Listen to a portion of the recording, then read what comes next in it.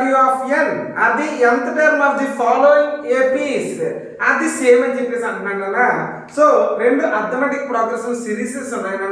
So ఈ series లో nth terms అనేవి ఈక్వల్ అయితే ఓకేనా అక్కడ n వాల్యూ ఏంటి అని అడుగుతున్నాడు. అంటే 2 సిరీస్ లో nth టర్మ్ అనేది ఈక్వల్ చేసుకుంటే మనకి n వాల్యూ మనకి వస్తుందన్న.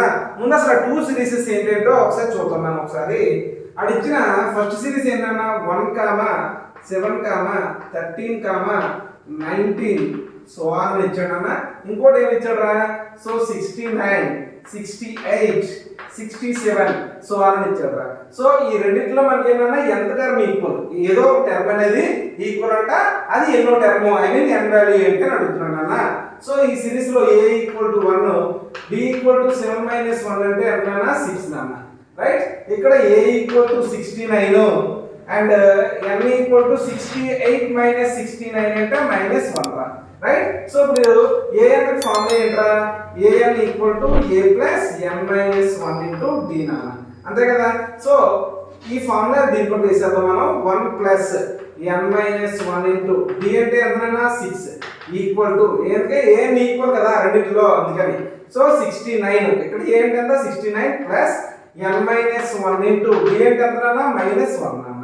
సరిపోయిందా? So 1 + 6n - 6 = 69. So plus -1 * n అంటే -n minus into minus plus 1 * 1 అంటే 1 అన్న. సరిపోయిందా? యా. ఇప్పుడు చూద్దాం 1 - 6 నాన్న అంటే 6n - 5 రా ఈక్వల్ టు ఇదేంటిది -n అంటే 70 - n అన్న. నాన్న ఈ -n ఇటువైపు పంపిస్తాను రా, ఈ -5 ని అటువైపు పంపిస్తాను రా. అంటే 6n + n = 70 + 5 అన్న. అంటే 7n రైట్. సో 6n కదా. యా 7n = 75 అన్న. n = ఏంట్రా 75/7 అన్న. అంటే n వాల్యూ అనేది మనకి ఒక ఇంటీజర్ రాలేదురా. అంటే n వాల్యూ ఖచ్చితంగా మనకి ఏం రావాలి? ఇంటీజర్ రావాలి. అంటే ఫస్ట్ నెంబర్ కానీ సెకండ్ నెంబర్ కానీ థర్డ్ నెంబర్ కానీ అలా రావాలి. 3.5th నెంబరు 5.4 నెంబరు ఇలా డెసిమల్స్ లో రాకూడదు. అదవుతుందా? అంటే n value should be so positive integers లో రావాలన్నమాట. కాబట్టి ఏంటి మనకి 75/7 అంటే ఇంటీజర్స్ లో రావట్లేదు, డెసిమల్స్ లో వస్తుంది.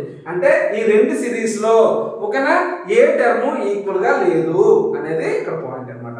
ఓకేనా? ఎస్ నాన్న.